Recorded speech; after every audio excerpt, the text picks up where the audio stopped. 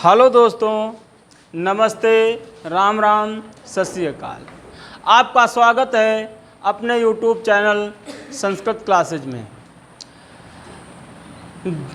जो चाहत चटक न घटे, मैलो होए न मीत, रज राजस न छुआइए, नेह चीकने पात। अगर आप चाहते हैं चटक, चटक मतलब महत्व, आपका कहीं पर महत्व कम ना हो, ठीक है। जो चाहत चटक न घटे, मैलो होए न मीत। अगर आप चाहते कि हमारी जो मित्रता है उस मित्रता में दरार न पड़ने पाए, तो रज राजस, रज माने धूल, कैसी? रजोगुण युक्त, रजोगुण युक्त अर्थात लालच, माया, मोह रूपी धूल को अपने अंग से, अपने शरीर से स्पर्श ना होने दें, अन्यथा क्या हो जाएगा? आपकी मित्रता भी में दरार हो जाएगी और आपका महत्व भी समाप्त हो जाता है। तो हम इसके पहले वीडियो में बताए थे श्रृंगार रस।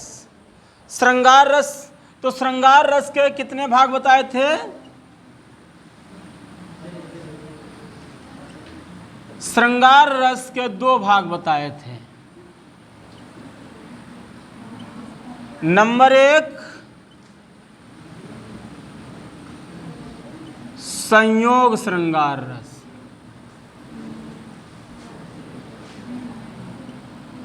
और नंबर 2 वियोग श्रृंगार रस।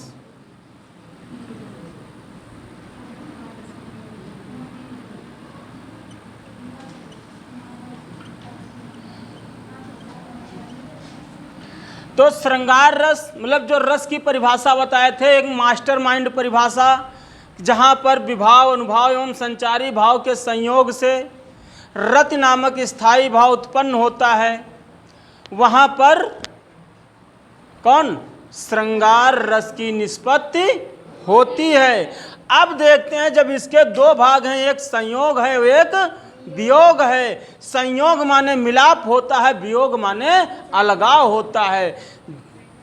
तो संयोग श्रृंगार रस की क्या परिभाषा होती है? जहां पर नायक और नायिका आपस में मिलते हैं, बात करते हैं, आलिंगन करते हैं, वहां पर कौन सा होता है? संयोग रस होता है।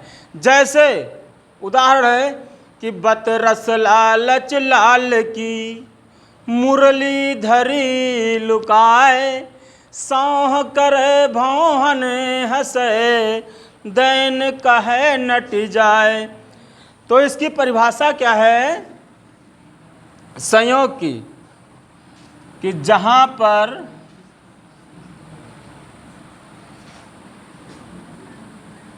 नायक और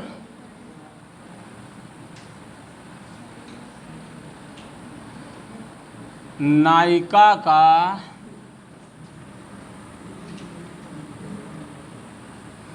मिलाप,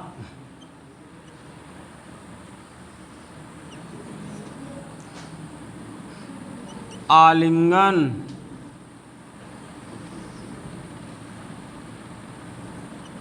वार्तालाप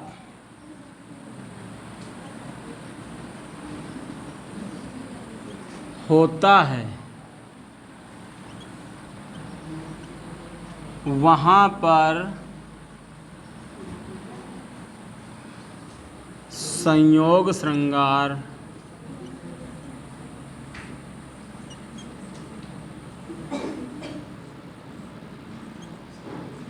होता है। वहाँ पर क्या होता है? संयोग श्रृंगार होता है। अब उदाहरण क्या है इसका?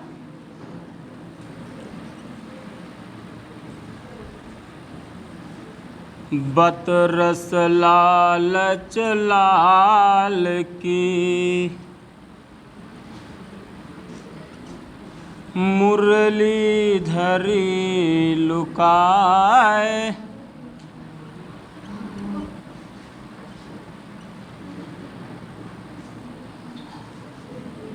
बत रस लालच लाल की मुरली धरी लुकाए,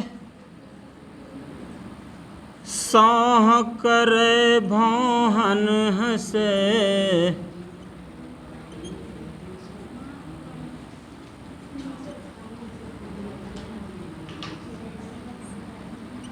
दैन कहे नटी जाए।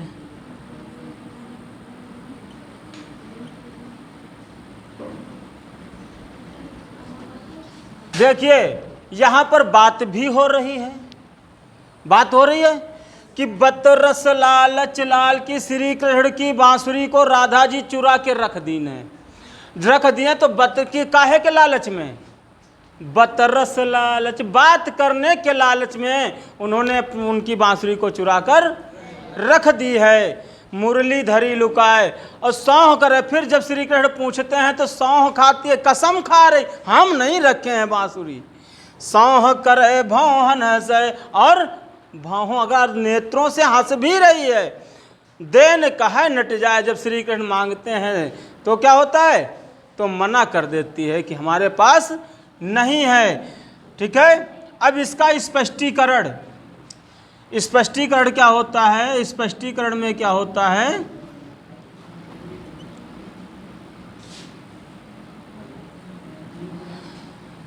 स्पष्टीकरण में सबसे पहले आता है स्थायी भाव।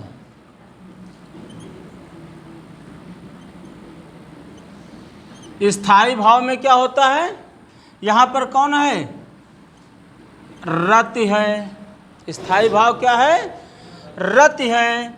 और आलंबन कौन है, आलंबन हम आपको बताए हैं। आलंबन क्या है, आलंब यहाँ राधा जी हैं या नायक हैं, नायक नायिका भी है। तो यहाँ पर आलम मतलब कारण, बात करने का कारण कौन है, तो यहाँ राधा जी हैं। और या आप नायिका भी लिख सकते हैं, क्या लिख सकते हैं, नायिका भी लिख सकते हैं। आश्रय कौन है,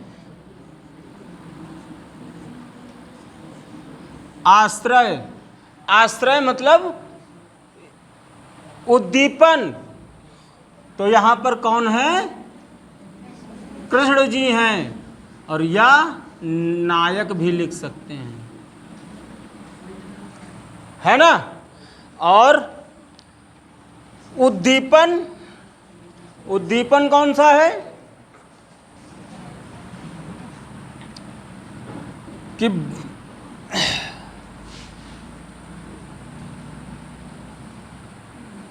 उद्दीपन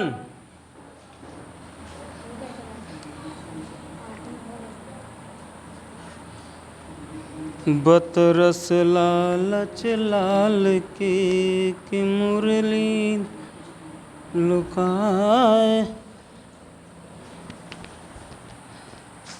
उद्दीपन है एकत्र स्थान। जब एकत्र स्थान होगा तभी बातचीत हो पाएगी। और क्या है, वाह आनंद।